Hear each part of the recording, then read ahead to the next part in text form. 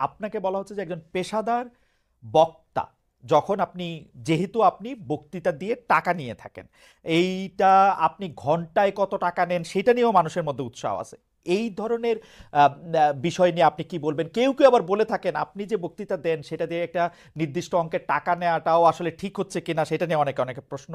অনেকে, গোস্তাকি মাফ করবেন, অনেকে আপনাকে হেলিকপ্টার হুজুর বলেন, কারণ আপনি বিভিন্ন জায়গায় হেলিকপ্টারে যেতে পছন্দ করেন।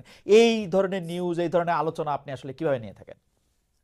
দেখেন, আপনি একজন স্বনামধন্য সাংবাদিক এবং আপনি সাংবাদিকতার মাধ্যমে বাংলাদেশের অনেক উপকার করেছেন। কিন্তু কোনো হিংসুক বা নিন্দুক যদি বলে খালেদ মহিউদ্দিন একজন বাচাল, বাচালি করে টাকা কামাই করে, এটাকে আপনি মানবেন? মানবো, আমি বক্তা না, মানবো, মানবো। আমি হচ্ছে দায়ী কথাই আল্লাহ, তো বেচা আমি খাই। দায়ী আল্লাহ। আমি আমি আমি আমি আপনি ঠোঁটে চেয়ে খান, কিন্তু আমি মেধা দিয়ে সেবা করি মানুষকে। হ্যাঁ। আমি বক্তা নই। আমার পরিচয় হচ্ছে, দেখুন আমাদের একটা ইতিহাস আছে, আমি পেশাদার কোনো বক্তা নই। আমি হচ্ছে দায়ী আল্লাহ, আল্লাহ দিনের দাওয়াত মানুষের কাছে পৌঁছে দিই। এখন আসে টাকার বিষয়। বাংলাদেশে কেউ কোনোদিন দেখাতে পারবে না আমি আমার নিজের জন্য কোনো টাকা চেয়ে নেই। যদি আমি কোনো প্রোগ্রামে কন্ট্যাক্ট করে টাকা নিতাম তো সর্বনিম্ন 3 লাখ টাকা রেট রাখতাম। কিন্তু কখনো কখনো আমাকে তারা খুশি হয়ে যাবে সেটা আমি নিয়ে থাকি। দ্বিতীয় হচ্ছে হেলিকপ্টার প্রসঙ্গ। এটা হচ্ছে আমার অত্যন্ত প্রয়োজন। হেলিকপ্টারটা আমার চেয়ে বেশি বাংলাদেশে শেখ হাসিনা ব্যবহার করেন, এটা আমি অহংকার করে বলছি না, আল্লাহ তাআলার শুকরিয়া আদায় করছি। এবং বাংলাদেশে অনেক বক্তা বা স্কলার এক সময় আমার বিরোধিতা করেছে আমি হেলিকপ্টার কেন চলি, হেলিকপ্টারে কেন যাই। বাংলাদেশে 2014 সাল থেকে ব্যাপকভাবে আমি হেলিকপ্টারে যাচ্ছি। এখন অনেক বক্তা, স্কলার বা স্ক্রু ড্রাইভার যাই বলেন, তারা হেলিকপ্টার ব্যবহার করছে। এখন আর সমস্যা হচ্ছে না, আমারটাই আর কি সমস্যা ছিল। হেলিকপ্টারটা কেন ব্যবহার করি আপনাকে একটা সহজ উদাহরণ দিচ্ছি। গত পরশুদিন আমার একটা প্রোগ্রাম ছিল মেঘনাতে, দিনে বাদে জোহর, আর রাতে আমার প্রোগ্রাম ছিল রংপুর হারাগাছ, সেটা মিডিয়াতে ব্যাপক প্রচার হয়েছে। পরের দিন আমার প্রোগ্রাম ছিল কালকে লোহাগাড়া, এই চট্টগ্রাম সাতকানিয়ায়। এখন আমি হেলিকপ্টার ব্যবহার না করে দিন ও রাতে 3টা প্রোগ্রাম করা কি আদৌ সম্ভব? না, সম্ভব না। যেখানে আমার বাড়ি আব্বাসী মঞ্জিল থেকে চিটাগাং রোড যেতে 1.5 ঘন্টা লাগে। তা আমি কিভাবে মেঘনার প্রোগ্রামটা দিনে করে রাতে হারাগাছ করে পরের দিন চট্টগ্রাম যাই? আমাকে এটা অনিবার্য কারণে হেলিকপ্টার ব্যবহার করতে হচ্ছে, এবং সেটা জনগণই দেখে। এর জন্য তো আমাকে হেলিকপ্টার হুজুর বলতে পারে না। এখন যে হুজুর নৌকায় চড়ে মাহফিল করতে যায় তাকে কি নৌকা হুজুর বলবেন? বা যিনি প্রাইভেট কারে প্রোগ্রাম করতে যায় তাকে কি বলবেন? ট্যাক্সি হুজুর? প্রাইভেট কার এগুলো হচ্ছে না, এগুলো হচ্ছে না, এগুলো হচ্ছে আমি আমি আমি আমি গাড়িও ব্যবহার করি যখন যেটা লাগে। আমি প্রাইভেট এখন আমি আমি আমি আমি এখন প্যারাডো ইউজ করতেছি, এটা 3 কোটি টাকা। জি, আমি ভিএট ইউজ করি 8 কোটি টাকা। রাইট। আমি হেলিকপ্টার ইউজ করি, এটা 14 কোটি টাকা।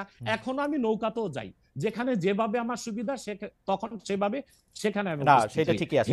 আমি কিন্তু আমি কিন্তু আমি কিন্তু হিংসু মনে করি, এখন আমি কিন্তু মনে এখন করি যে আপনার, এখন এখন হিংসুক বা নিন্দুকরা কি বললো সেটা তো আপনার মতো না, শিক্ষিত মানুষ সেটা না ঠিক আছে। ভাই। না, না, না, না, আমি কিন্তু মনে করি যে আপনাকে যত ব্যস্ত থাকতে হয়, আপনি যদি পথে এর মধ্যে থেকে আপনার দিনের একটা বড় অংশ আপনি ব্যয় করেন, এটা আপনার জন্য, এটা আসলে কোনোভাবেই এটা, মানে এটা কেউই এটা করবে না। আমার কাছে মনে হয় যে আপনার ব্যস্ততার জায়গা থেকে আপনার এটা করতেই হবে। কিন্তু আমার যে প্রশ্ন ছিল যে আপনি এর জন্য নিজেকে আহ, একজন প্রফেশনাল স্পিকার মনে করেন কিনা, আপনি মনে করেন কিনা যে আপনি যে বিভিন্ন জায়গায় না, বক্তৃতা দিতে না। যাচ্ছেন এবং আপনার যে একটা অসম্ভব চাহিদা বিভিন্ন জায়গায়, আজকে এখানে কালকে সেখানে সেখানে, সেইটা আপনার আয়ের একটা বড় উৎস কিনা?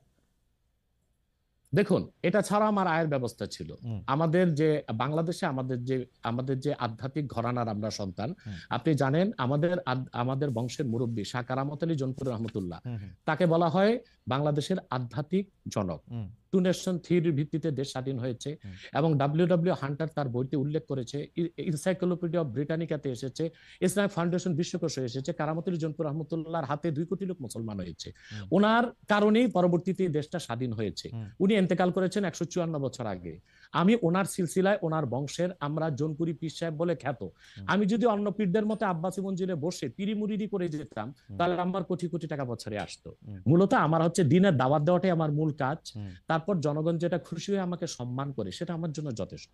আপনি কি বাট আব্বাসি, এটা আমার পেশা নয়, ওকে, এটা নেশা। আপনি কি আব্বাসি মঞ্জিলে আর জি, এখন বসেন না, মানে ওই হ্যাঁ, সিলসিলা কি আপনি বসি বসি বাট বসি বসি। কিন্তু কিন্তু কিন্তু মূল হাইলাইটস করা হচ্ছে দাওয়াতের কাজকে। আপনার আমি দাওয়াতি কাজে ব্যস্ত আপনার থাকি। মূল, আপনি ইচ্ছা করলে হইতেই পারতেন, কারণ আমরা জৌনপুরের পীর সাহেবদের সম্পর্কে আমরা অবগত, তাদের অনেক ফলোয়ার আছেন। আরেকটা কথা সেটা বলি জি, আপনাকে, জি, আরেকটা কথা বলি, জি, আমি এখনো দিন রাত জেগে আমার ছাত্রদেরকে পড়াই।